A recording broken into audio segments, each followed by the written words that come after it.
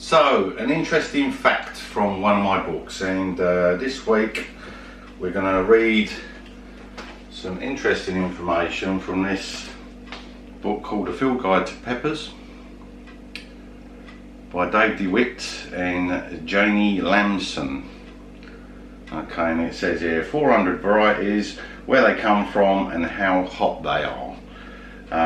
Okay, what we're going to talk about today is this fella, the Habanero. Let's bring it up just to show you it is actually a Habanero. Ring light's a bit bright. TJ. Okay, I think they call them Big Sun Habaneros as well. Probably the most common pepper in the world alongside the jalapeno. We tend to get Scotch bonnets in the UK. You can get them in the UK. But you need to go to a pepper farm or a grower or something like that. So anyway, we're going to read a couple of interesting facts about the habanero whilst I'm eating one. Right, and I should do a very good job of messing this up. I can't find the page. Right, here we go.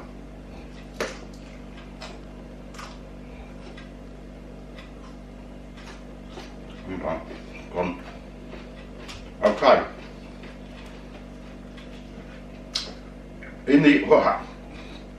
I better swallow this first.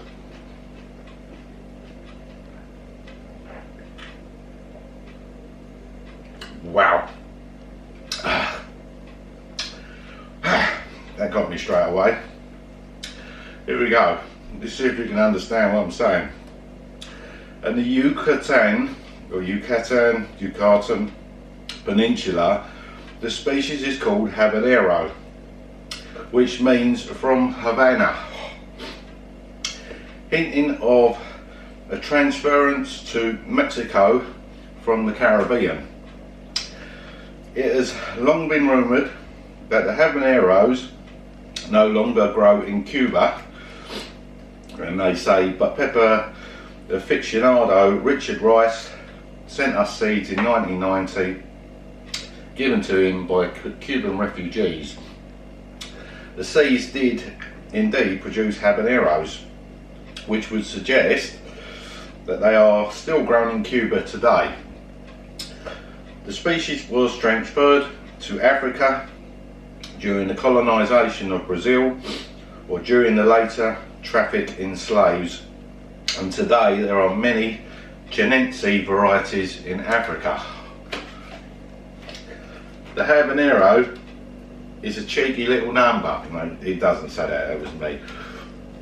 Alright, let's get in there. I'm going to dribble over this fork in a minute. These hit about 125,000 to 350,000 Scoville heat units. They're quite hot. They are a Chinense pepper, which generally means they're hot. Producing saliva. Habaneros are grown commercially in the Yucatan Peninsula of Mexico, where about 1,500 tons a year are harvested. They are cultivated to a lesser extent in Belize, and there are small commercial fields of other Chinense varieties in Jamaica, Trinidad, and to a limited extent on other islands such as the Bahamas. In the United States, there are several commercial growing operations from South Carolina west to California. And also at the bottom here it says the pods are used in fresh salsas and are commonly used to make extremely hot liquid sauces. When combined with carrots and onions, they can be dried and ground into powder, but be sure to wear a protective mask when doing so. Oh, that was a hot little blooming sod, that one. To be honest, I've never eaten one in its raw form like that. I've eaten thousands of them in meals and stuff. It was quite, when you saw me almost you know, yak then, because it's got quite a floralness for a low end super hop, if you like, and I'm not very good with floral, but very fruity. It almost has an orangey flavour to it.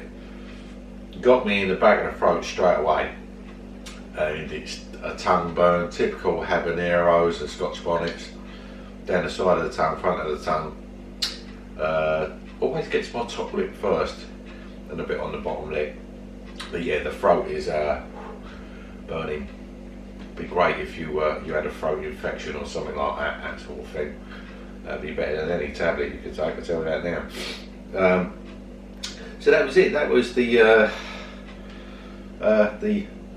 humble habanero, and some information from the field guides to peppers by Dave Dewitt and Janie Lamson. Okay, that's my interesting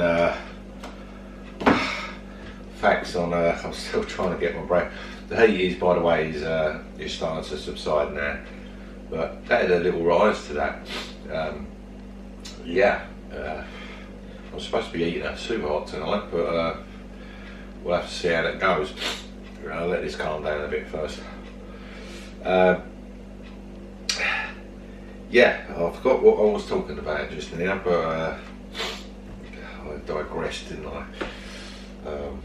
But it doesn't matter anyway. Yeah, I hope that you could understand that whilst I was having a little burn there. And yeah, if you like the videos, you know what I do, guys. You know, smash the like button, please subscribe, and you know, leave a comment for me, and I'll get back to you at some point. You know, if you want to correct me on anything, my pronunciations and stuff, feel free to do so. I'm here to learn from you as much as you're here to learn from me. And yeah, don't forget to hit the notification bell. You know, if you want to be notified of new videos when they come up. Yeah, you get a drop down box and you select all, and you should get notified every time I post something. And check me out on Instagram as well. Have a look at some of the photos of my chili farm, and a few other little bits and bobs. I need a drink. I'm going now. Thanks for watching, guys. See you on the next one. Bye.